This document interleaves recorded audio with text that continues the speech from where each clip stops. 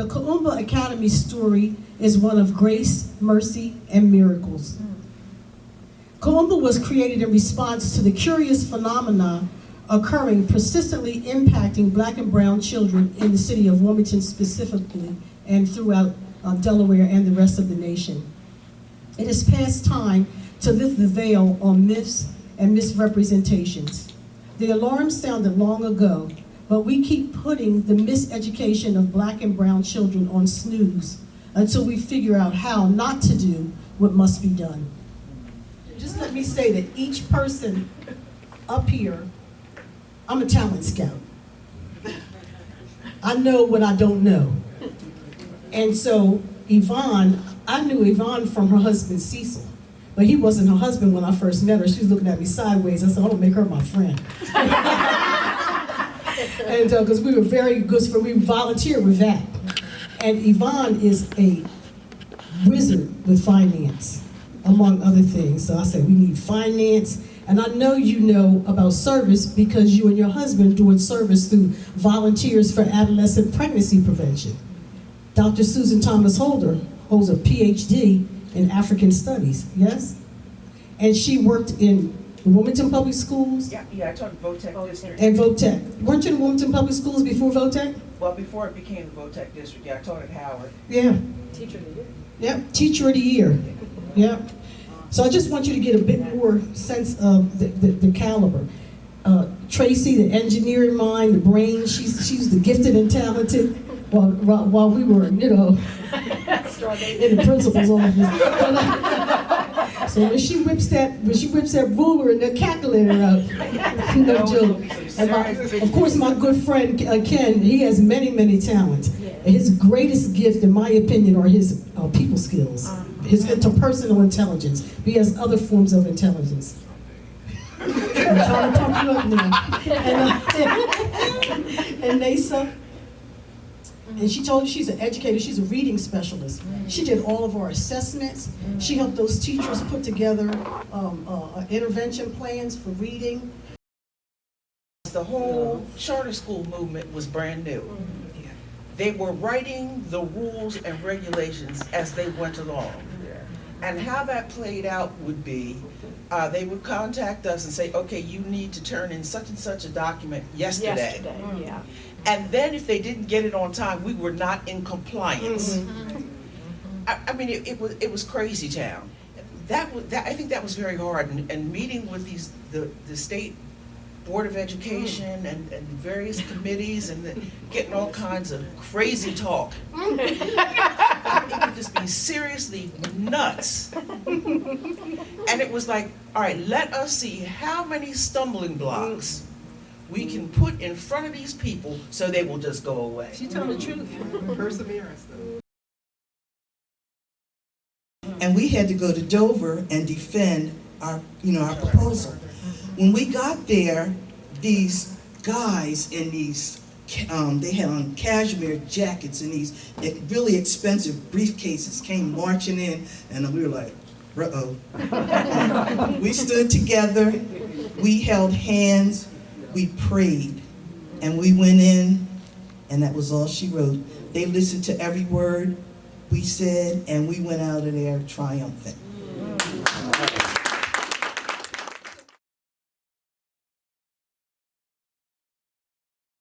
So we were out looking for buildings. My piece in it was the facilities. And so we had to go out. We were looking for buildings all around the city. I mean, I went in every hole and corner in the city. And at that time, we knew that we wanted the city to be, or the school to be within the city, within the population that we served at that time. So I had gone to 1 million buildings. I brought back 1 million presentations. And I don't know how Ray found out about it, but 519 was slated to be a jazz museum. And so I don't know how we got the audience of the mayor at that time, Mayor Jim Seals and Arthur Boswell. So we went up and, we were at the table. And just so you all know, these are all high-level ladies and people, right? So we're sitting there and they're going through their high-level talks, and we're all and Mayor Seals, was talking, and we were, just chit-chatting and all. And after a while, and she said how, all these statistics and all the reading and all that, and I was like, and ask your people who come to Christina about the job that we do, and the report that they give you back, then we're gonna stand on that. I said, but we deserve this building, and I think that you can help us do that. And I don't know what happened. He went out of the room, came back, and all I knew was we had 519.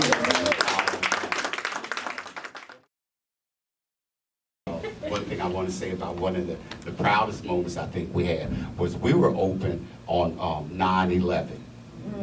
And we had to shut it down, and I mean shut it completely down. We had people, wanting to get their kids. We had the TV on, we had people on telephones. But I'll say one thing about our families.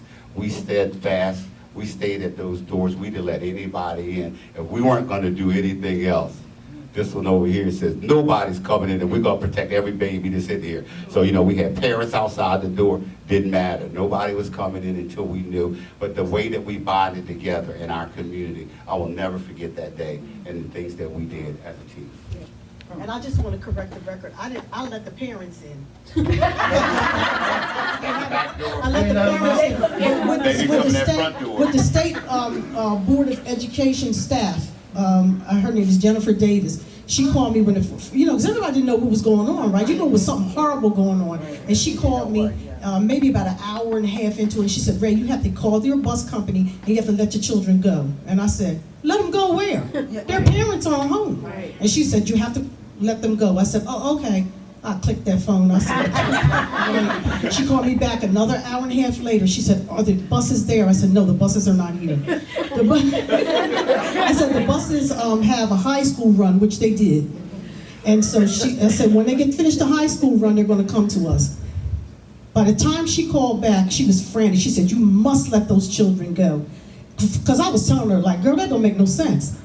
I'm not sending kindergartners and first graders and second graders home to where are they going to go? Their parents are coming from all places, and their highways were jammed up. You couldn't even move, right?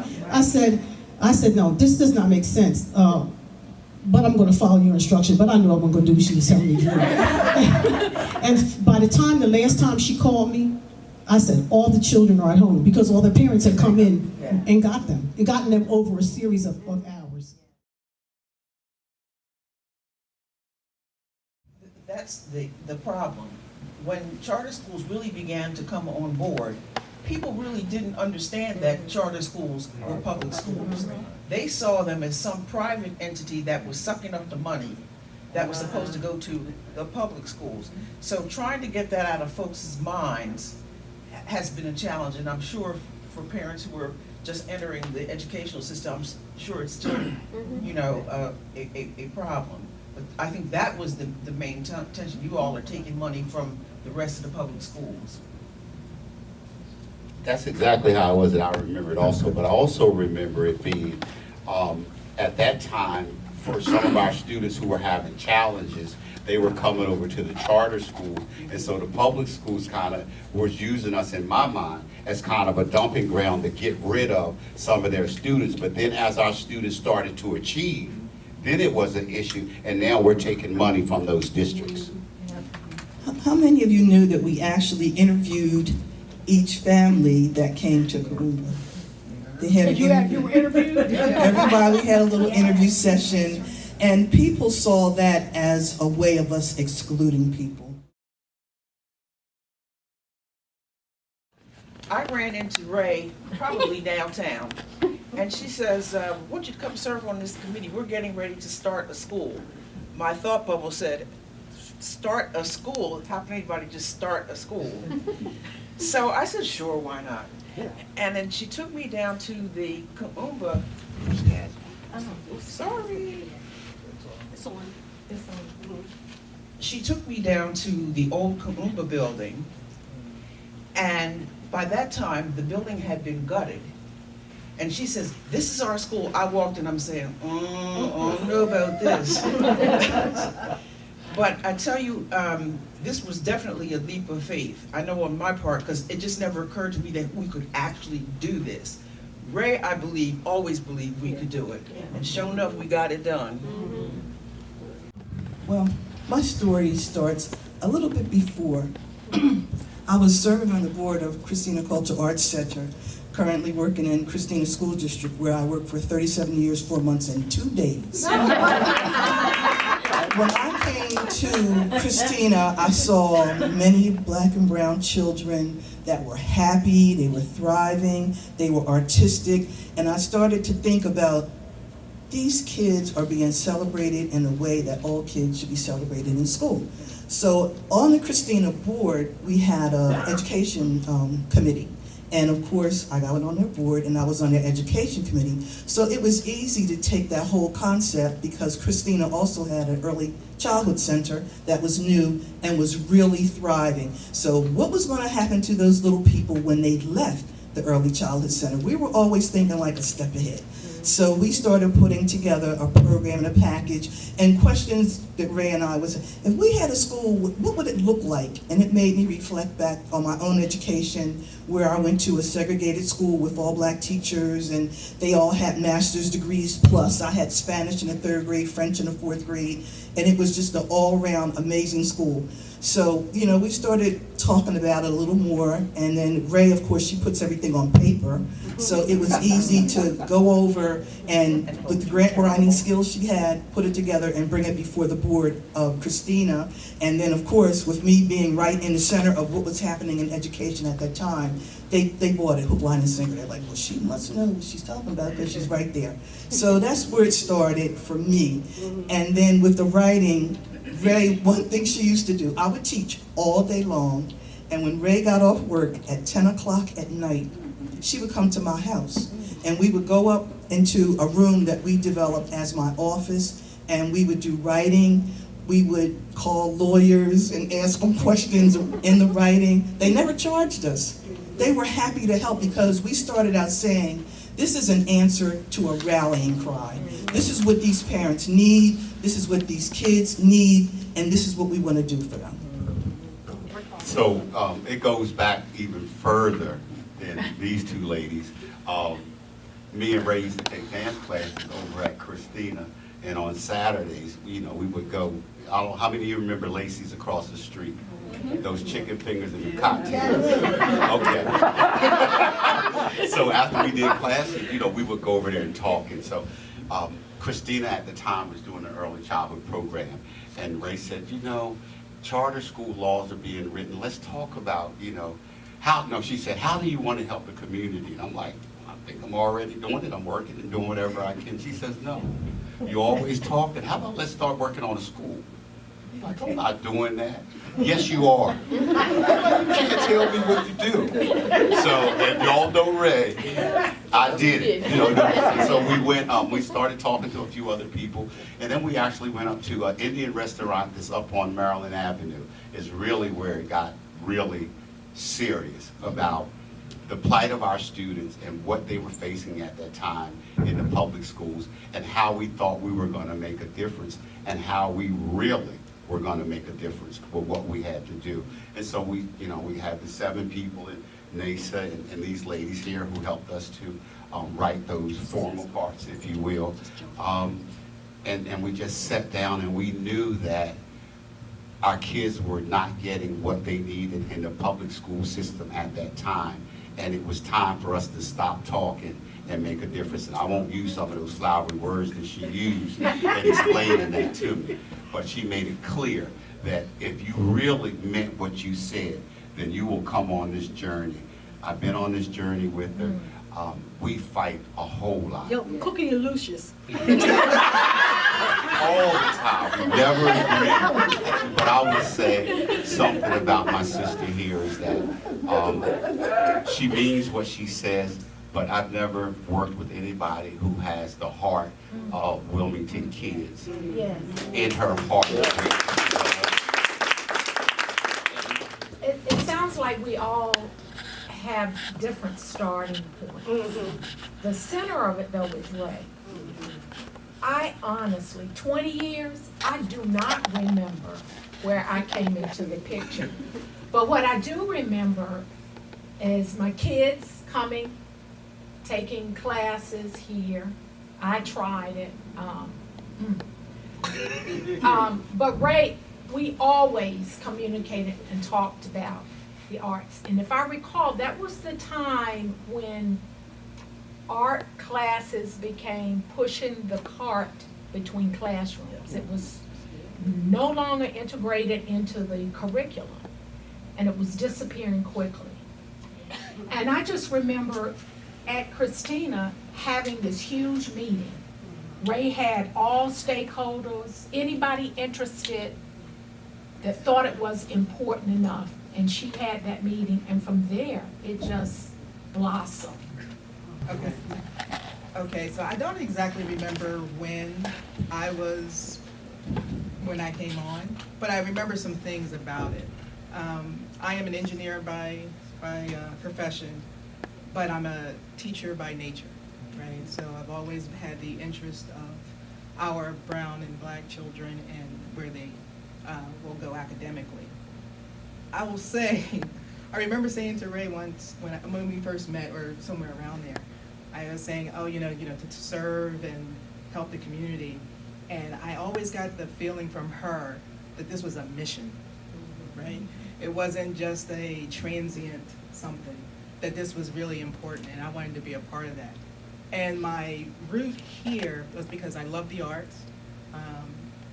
I do a number of artistic things, but I also wanted our children to know and to be prepared educationally to perhaps become an engineer or a doctor or whatever they wanted to be, right? And I didn't see that in my upbringing for people who look like me. I was a fortunate one. But I said, all of us, every child can achieve, what I have achieved, I believe. And I just saw in my education where the playing field was not equal. Like I said, I was fortunate. So anything that I could do to help kids look like me achieve what I've achieved, I had to be a part of it.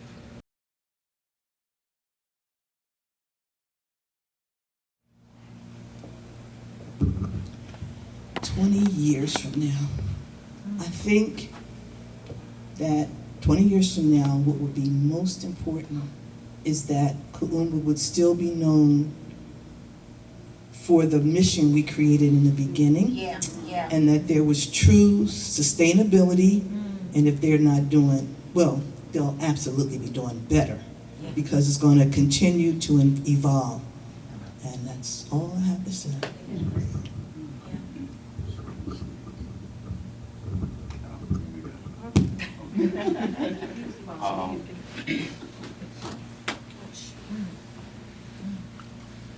I'd like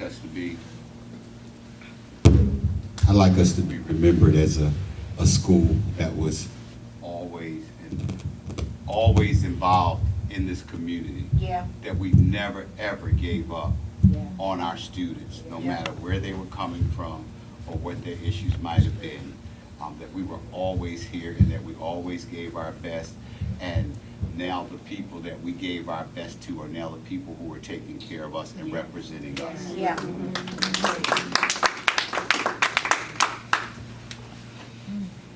I would like 20 years from now for folks to be able to identify Kuumba graduates by their behavior, that we have produced wonderful people, leaders, and thought partners in our community.